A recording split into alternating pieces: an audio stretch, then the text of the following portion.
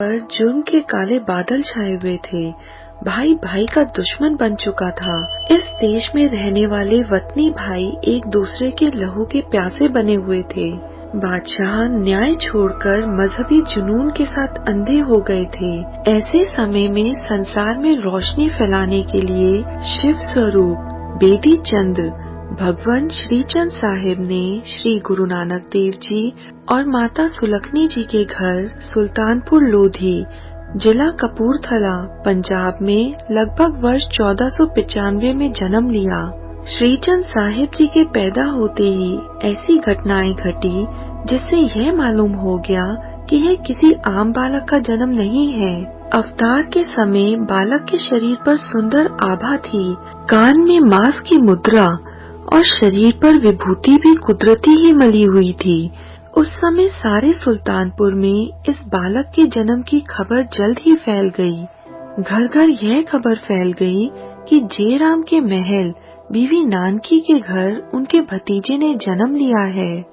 जो भी देखता था बस यही कहता था, अरे भाई, यह बालक तो साक्षात भगवान शिवजी का अवतार है। हाँ हाँ भाई, बालक के नूरानी चेहरे को देखकर तन मन शीतल हो जाता है। सचमुच ही यह छोटा सा भगवान स्वरूप बालक सुल्तानपुर की धरती पर आ गया है।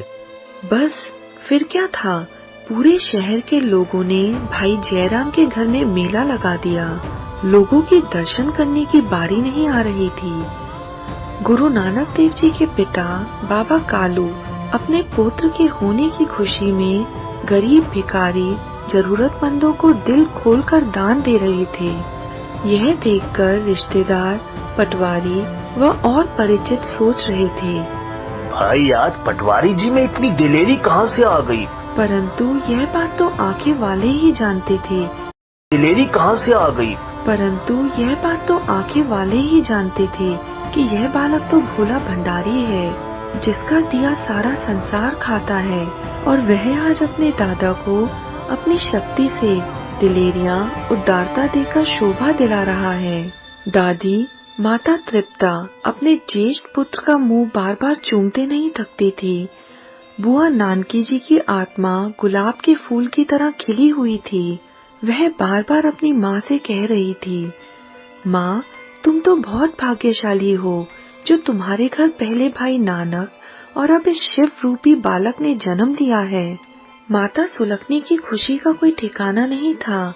तुरंत ही ये खुशखबरी सुन नाना मूलचंद और नानी चंदो रानी भी पहुँच गई और उन्होंने भी दिल खोलकर खराते बांटी। पंडित हरदयाल जी को बुलवाकर बच्चे का नाम श्रीचंद रखा गया।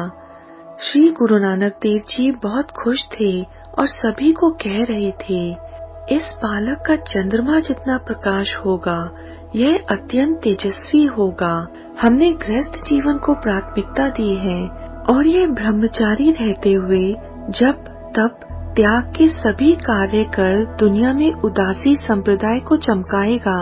क्योंकि श्री गुरु नानक देव जी सुल्तानपुर में बहन नानकी जी के पास रहते थे, अतः बाबा श्रीचंद जी महाराज का जन्म सुल्तानपुर लोधी में हुआ।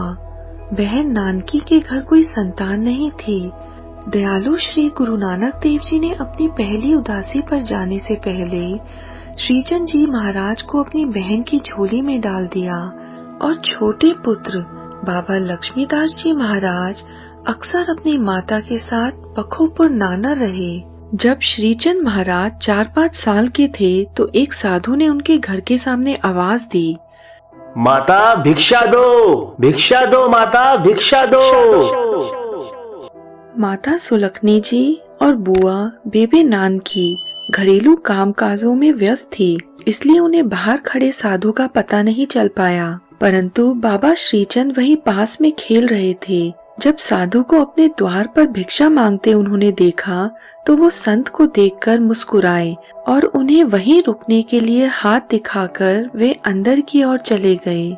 संत ने जब उस सुंदर बालक को देखा तो उनका मन उनकी ओर खिंचता चला गया और वह अंदर जाते हुए बालक को बिटर बिटर देख रहे थे।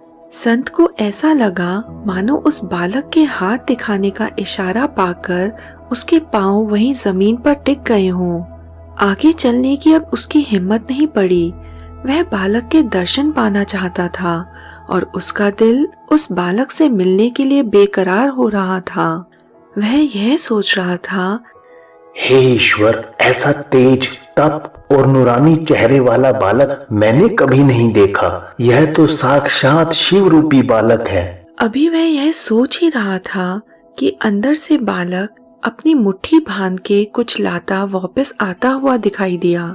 साधु का मन बालक को देख प्रसन्न हो रहा था और उसने तुरंत अपनी भिक्षा का कटोरा बालक के सामने आगे बढ़ा दिया।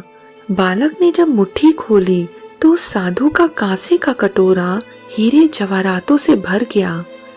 साधु यह सब देखकर हैरान हो गया और उसके पैरों तले जमीन खिसक गई। वह तुरंत बोले, हे मेरे छोटे से प्रभु, मेरे दिल को मोह लेने वाले प्यारे शिव शंकर, भोले भंडारी, मैं तुम पर कुर्बान जाऊं। मैं तो एक साधु हूँ, भिक्षु हूँ, मुझे हीरे जवाहरातों की क्या जरूरत, दाता आटे की भिक्षा दो।